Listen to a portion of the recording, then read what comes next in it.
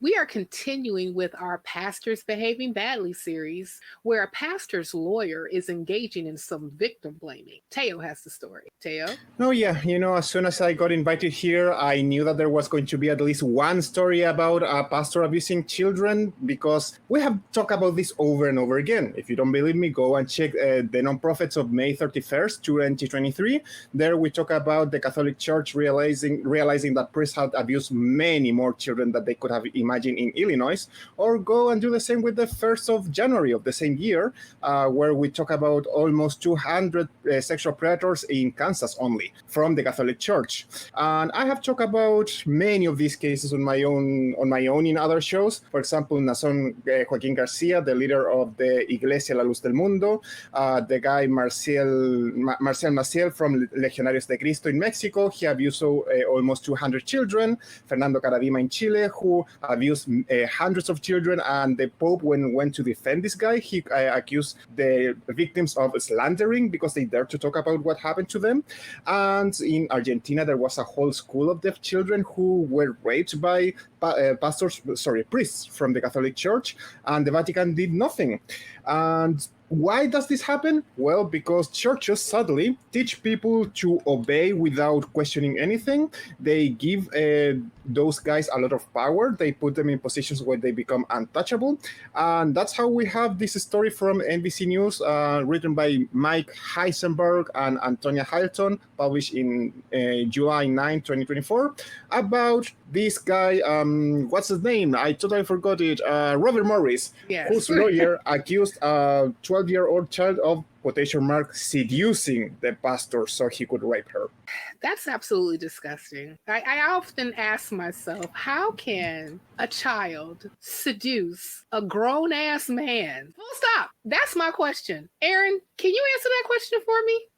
I can't, because it's not possible. This is unfortunately one of the problems with the culture of Christianity. I don't know if it's worldwide, but it's certainly in this country. It's this culture that makes women responsible for men's sexuality and sex acts and things of in that nature, where this guy, after he was caught, he preached a message of, I have repented and I have been forgiven. And at one point in the story, he shared the Old Testament story of King David's son Amnon, who raped his half sister.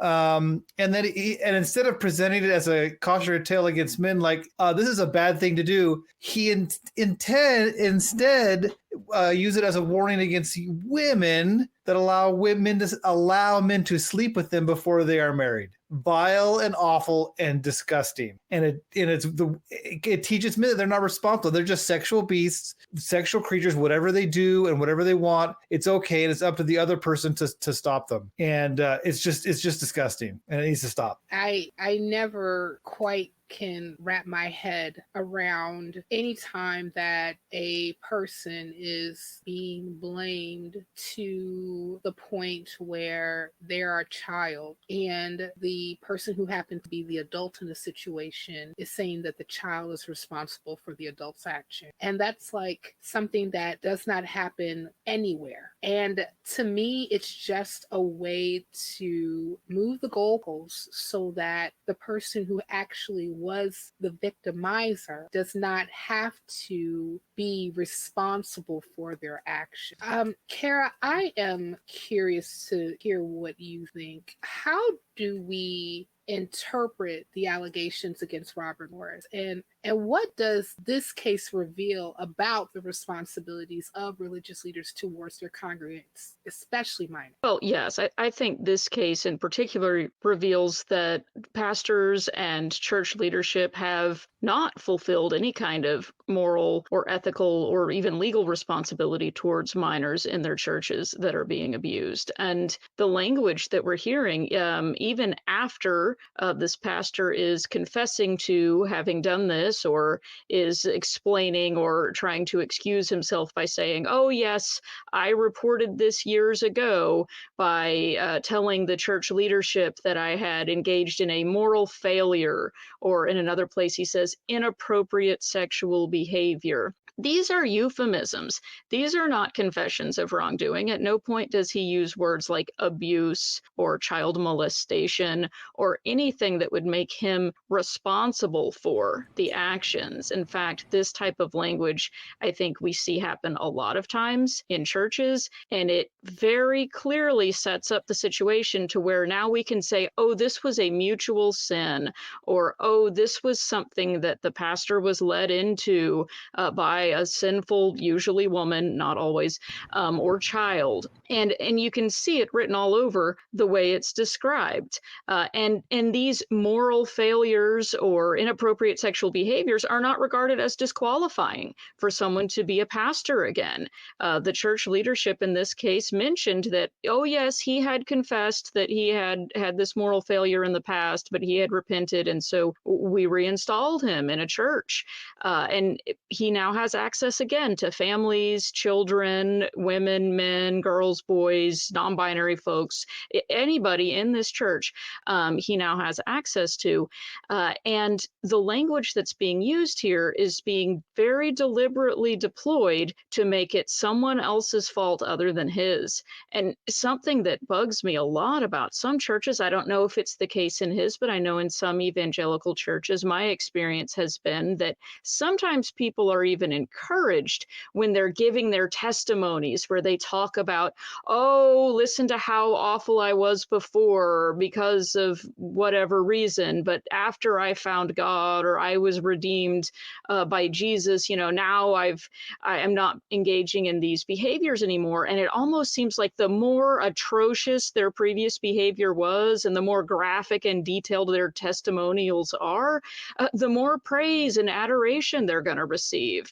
And it almost feels like this way of talking about this behavior is encouraging it rather than sanctioning it. And it seems that is certainly what happened in this case, where at no point was he held to account for what he actually did. Instead, we're blaming a 12-year-old for his behavior, which is just absolutely disgusting. And I hope that answered your question. I think I might have gone off on a little bit of a soapbox there. You know what? Soapboxes on the nonprofits is absolutely required and welcome, just to let you know. But you made a point there. I was just thinking about my time in the, church where a big thing that a lot of people who entered into ministry and also some of the congregants did was like the whole testimony service thing, right? And they would give up and they would talk about like how much of a wretch undone they were and all the different salacious behaviors that they engaged until they found Jesus. And then they were absolutely saved by the blood of the Lamb, the blood. And it just seems that I remember being in the pew, listening to some of these, tales of, regale, and how it seemed that every other week, if we're doing this, like, back to back, that somebody just had to get even more graphic or more horrible, like depending on what it is that they are testifying, and then, being able to talk about the redemption of Jesus in their life. And even like some pastors who happen to be very famous in the evangelical circuit are known for their really wretched past, for lack of a better term. Or sometimes I'm just actually just quoting them, like, I was a wretch undone, I had a wretched past, I was quite sinful, and these are all the things that I did, and I've been redeemed. And it seems like that for some reason, and I guess like it's maybe part of the whole tale of the Christian mythos, where we had like a bunch of different patriarchs from the Bible who were really horrible, to say in the least, with their behaviors. And then, God stepped in and redeemed them. And then they became like, the greatest leader that ever walked the face of the earth. And it seems like that for some reason, and I could be wrong, and I would love for you all to tell me, but it just seems like that, the more horrible the patriarch was, the more praised they were because of how they came out, because of, God redeeming them from their past. Teo, I know that you introduced this story, and I'm wondering, what are your thoughts about what I just said? And I also want to ask you, how do you feel about the leadership's response of the Gateway Church? I mean, do you think it was adequate or transparent, or not? This is one of those topics that I talk over and over, and that they always sicken me. It's terrible. I have mentioned before that I'm even surprised that this is so common, that churches have their own insurance for when pastors abuse children. And this is not something that I made up. You can go and check ministryinsured.com, which has a special page only for churches, explaining them how to deal with abuse molestation. And I have here something that I want to quote from, and this is another one. This is churchlawandtax.com. They do the same. Actually, there are many pages offering insurance against child abuse, specifically for churches, and they have the specific pages only for churches.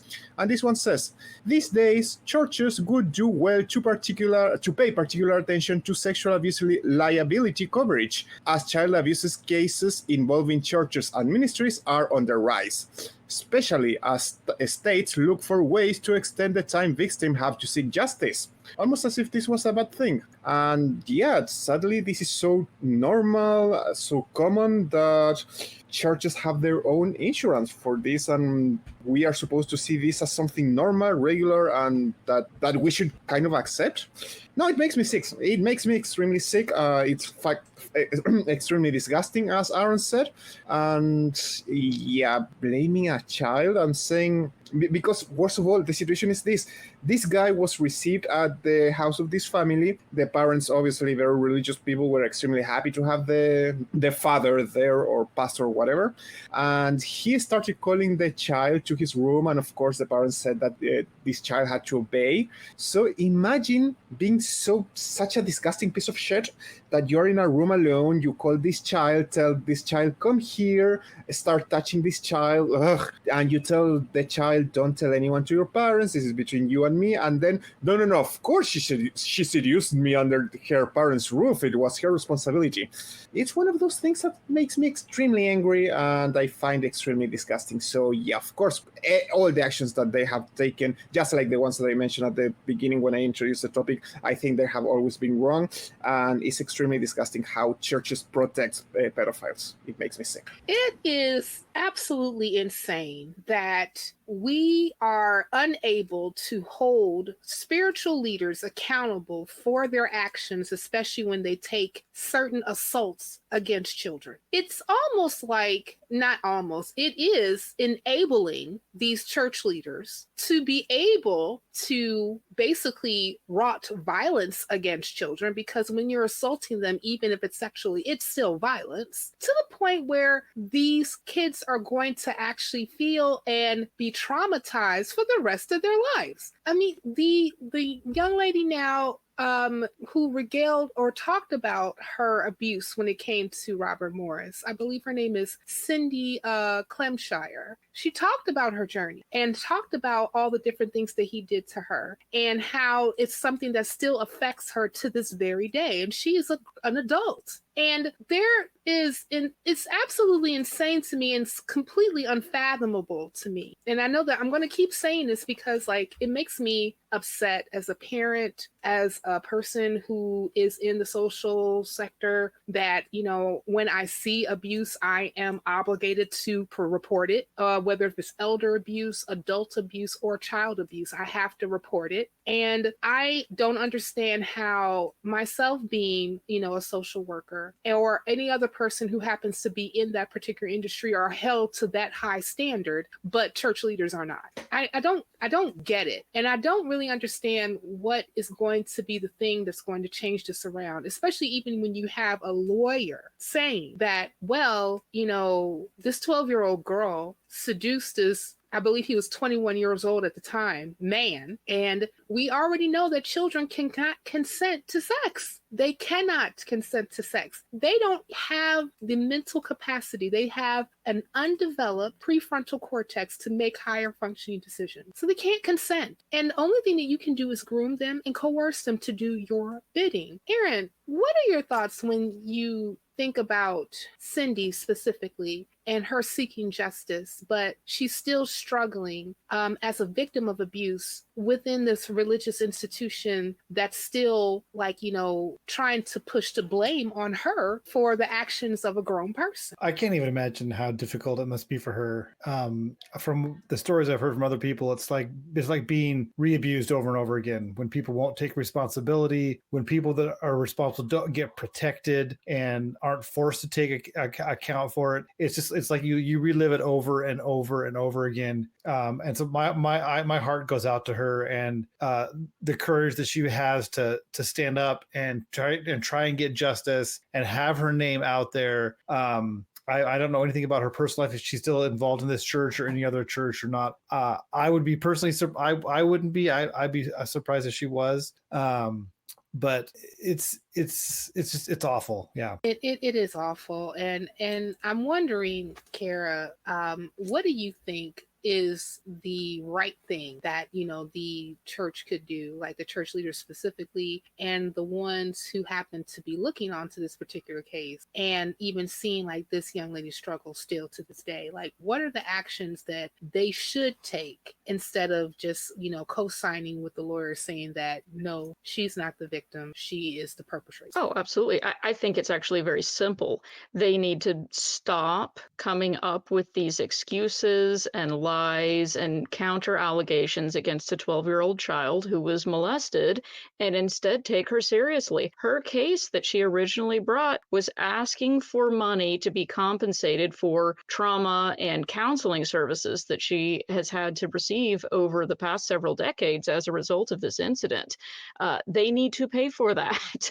I think first and foremost, simply settle the suit for what she's asking, which is, in my opinion, not at all unreasonable, and quit spreading slanderous lies about a 12-year-old being responsible for this happening. How about instead take responsibility and come out and say, not we're going to do everything we can to deflect and deny and blame and shame and protect this pastor, but how about call out the sin if they truly believe that this is a sin, which I certainly hope they do, although they have not convinced us of that yet by their actions. I think the answer is to say, we do not support this, we do not condone this, this will not take place, and here are the steps that we're going to take to put in place measures to ensure that nothing like this happens. And it's going to take a lot more than just statements, because as we've seen in the story, there's this culture of talking about sexual abuse in a way that is shameful towards the people who have been abused, and in a way that causes victims to not feel comfortable coming forward and know that they're going to be blamed and put under a microscope and told that, oh, well, everything you did was, lust inducing and you were a stumbling block and everything else.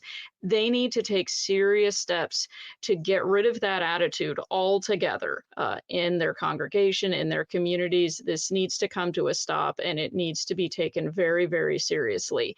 And they need to start taking action on that now. And as leaders, it's their job to not be demonstrating that attitude. They need to be demonstrating the opposite attitude, which is saying this is unacceptable and these men will be held accountable. And whoever has done it, and in this case it was a man, and it often is, are going to be held accountable for their own actions, and we're not going to be blaming and shaming people for being on the receiving end of them. And that's how leadership needs to be demonstrating what will take place. Now, do I think that's what is going to happen? No, I do not. Yeah, and Teo, I am going to give you the final say since you went ahead and brought us to this story. Well, everything that they have done has been disgusting. All the people involved in defending this pastor are disgusting. If you go and ask the lawyer now, what does he have to say on his defense? He says that he doesn't remember when he said that. there is a letter that Clem Shire, this girl, received from the wife of this Morris guy. That is her name. She sent her a letter saying, "I forgive you for what you're doing." Like she feels that the person that her husband raped is the problem, and not that that she's married to a rapist. I think she's disgusting. I think everyone defending this pastor is disgusting, and I feel really sick to think that there will be people trying to defend and justify this monster who decided to abuse a child using his his position of power. Well, overall, from a humanist secular standpoint, the focus should be on supporting survivors, ensuring accountability for the perpetrators, and advocating for institutional reforms that prioritize the protection and well-being of all individuals, especially the most vulnerable. Cindy's courage in coming forward underscores the importance of transparency and accountability in addressing abuse within religious context. And if you, dear viewer and listener, want to get more context about stuff with the nonprofits, that is, click here.